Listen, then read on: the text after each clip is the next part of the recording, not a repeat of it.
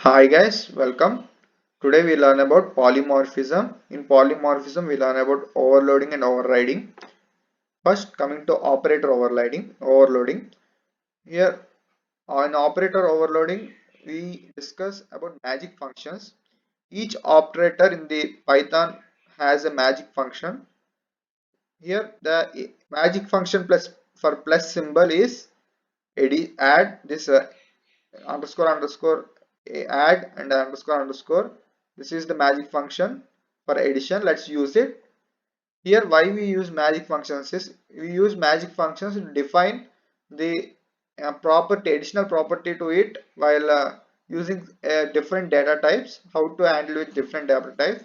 As it has addition has a we know that while adding numbers it get added and give the output, while adding strings it get concatenation uh, property. In the same way here we using a adding a property to it, that adding two objects what it will be.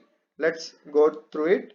Here in this class data I am initiating a price variable instance, creating a price instance variable. After creating the price instance variable, I am using the add magic function, and I am adding the self dot price plus others dot price. Here self is nothing but the objects created, and other is also another objects that is created. I am adding the, if I want to add two objects to this addition operator, I use self dot price and others dot price. Let's see how it will be. Here I am creating an object. Here I am storing the 20 for object 1, I am storing 40 for object 2, and I want to add object 1 and object 2. Here I am executing this. Here I am getting 60. Since here addition operator is doing a thing that it is uh, taking the object 1 as self, and the object self dot price is 20, and it is also taking the other as object 2, and other dot price is 40 here, and it is adding 20 plus 40 and giving the result. So we are getting 60 here. In this way operator overloading will work. Next coming to method overloading.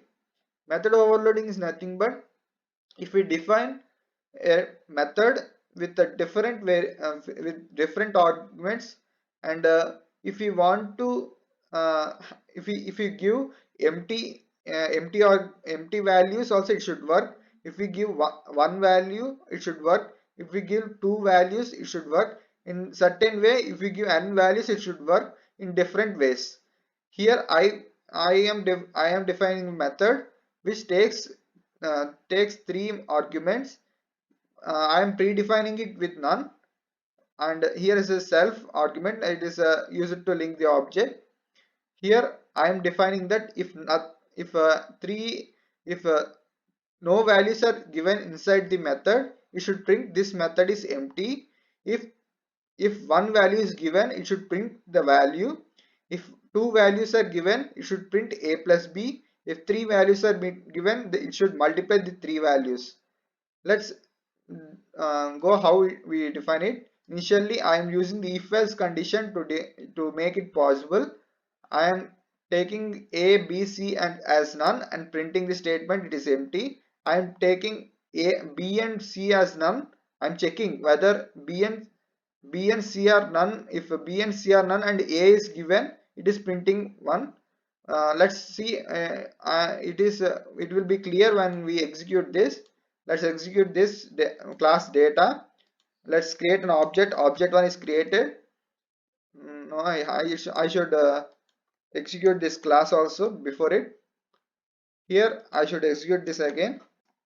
Here I getting object1 dot fun. Here I am giving no inputs. I am getting function is empty. After giving input 1, it is checking here if a not is equal to none, means a is taking the value 1, and b has not b and c are not having values, so they are none, and we are printing this statement a, so we are getting 1. If we want to if we give 1 comma 2, here it is going to this else if state condition and checking that A is 1, A is not equal to none, and it is A is 1. Since A is 1, this is true, and B is not equal to none is true because B is 2, and C is none is true. Since these three statements are true, A plus B is executed and we are getting 3. In the same way, these three are becoming true at the as we give three values, and we are getting the print statement as A into B into 3 and C, B into C, that is 1 into 2 into C, 3, that is 6. In this way the method overloading will work. Next, constructor overloading. In the same way, we can also use the same concept in constructors also. In place of methods, we replace it with constructor. In this way, constructor overloading can also be done. Next, method overriding. Overriding is nothing but it get replaced by the newly defined method. The old defined methods get replaced with new defined methods. Here I am using class data and defining two methods that are fun. Here I am giving a plus 10. If I am giving a argument A, I am giving the argument A and I am printing the A plus 10 here. I am also defining the with same method name fun, and this time I am giving A plus 20. Let's guess what happened. If I am giving 27, it should print 27 plus 10 or 27 plus 20. Let's execute and see what happens. I'm executing it. Here I am getting 47 because it is adding 27 plus 20. It is neglecting this entire function because it is overridden by the below function fun. In this way, function overriding works.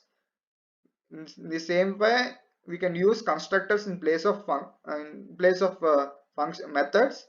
Not here in place of methods we can use constructor, and constructing overriding also works in the same way. And this is the class today. We learned about overloading and overriding concepts of polymorphism, and link and exercise link is provided in the video description. Please practice. Happy learning. Thank you.